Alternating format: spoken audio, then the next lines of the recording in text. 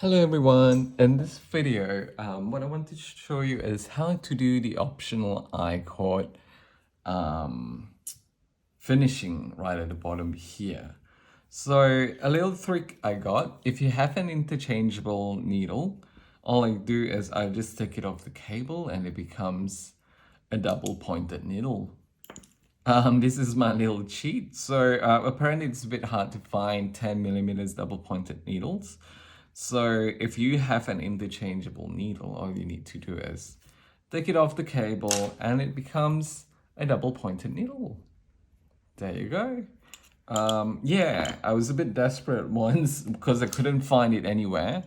And I just cut off the cables of my double pointed needle now. And now that I got interchangeable, it's all I use these days because it's so easy. Okay, so for the I-cord edging, what I do is I usually like to use a different color for the edging. So here I got like a little mustard and a different denim color compared to the lilac here. And all you need to do first is to cast on 3 stitches. So I'll just loop 1, 2, 3 just to know how much length I need. And then I do a slip knot. So you just turn, make sure you've got 2 loops here. And then you push the front loop in front, and then another time, and then you got your, I'll do it again. So you loop twice in your finger, bring the back one forward, and then bring the back one forward. And now you got a knot.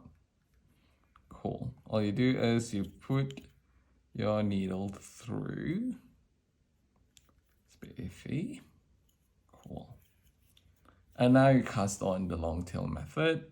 So all you do is hold it, make sure you got your fingers like that. What I do is I pull it back, loop underneath the left, loop underneath the right, and pull it through. And that's the long tail cast on. Again, make sure you have your fingers like that, pull it back, loop under the left, loop under the right, pull it, and there we go. We got 3 stitches here. And I just want to have this long edge. So this is attached to your active yarn ball. I just move it at the back.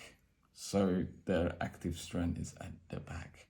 Now, what we got to do is we got to pick stitches. We got to pick stitches from the bottom here to knit along to create a nice little border.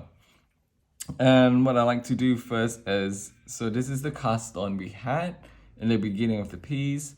I'm going to start right beside.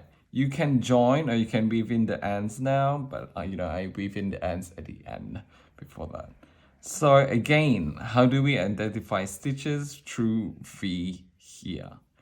So each V is 1 stitch. And we're going to go through the V and pick up the stitches.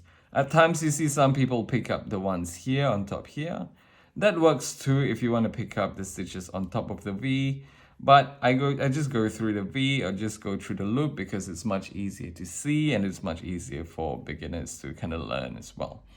So all I do is make sure the long piece of yarn is behind, and then I'll just go through. So as you can see here, I'll go through the first V. Just put the needle through and then knit. Very easy. You knit. And you picked up 1 stitch already. It's that easy. And what you do now is take your second needle. All you need to do is you need to knit 3 times. So what we do is knit 1. Ooh, make sure you got the long yarn instead of the end here. So you knit once here. It's a bit iffy to begin with, but you get the hang of it. And then knit 2. And then what you want to do is the last 2 stitches, you gotta knit them together. So knit, knit, knit 2 together. Knit, knit, knit 2 together. Now go back to the, okay, now we got the V here, you can see here. And we want to go to the second V. So you go to the second stitch. Again, very easy. Knit 1 just to pick it up, and then we go knit, knit, knit 2 together. So let's do it. Knit, knit, and knit two together. Super simple, isn't it? Super simple. We'll go through the third one. And then you just repeat to the end of the piece. We're gonna do here. Knit, knit, and knit two together. And pick up another one again.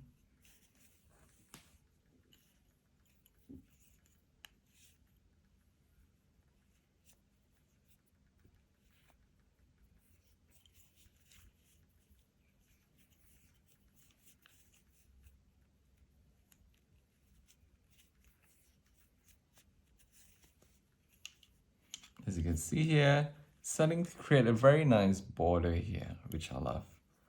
And just go through the motions. Just go through the motions, do a whole round.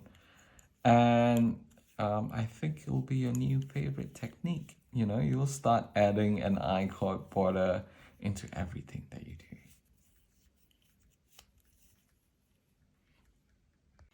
So we are almost at the end of the I-cord. So we got one last V here.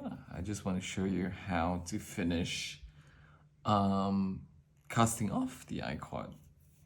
So all you do, the last one here, the same thing, knit, knit, knit two together. Knit, knit two together. Alrighty, and now what I'm going to do is I'm going to do a normal cast off or a normal bind off. All you do is knit one here, knit one here, and then you bring the one before and to the back, and the same, you knit here, and then you bring the one before to the back. And all you do now is I cut this initially, so all you do is just make the tail into the loop here, and it is secure. And what you want to do is you just take a needle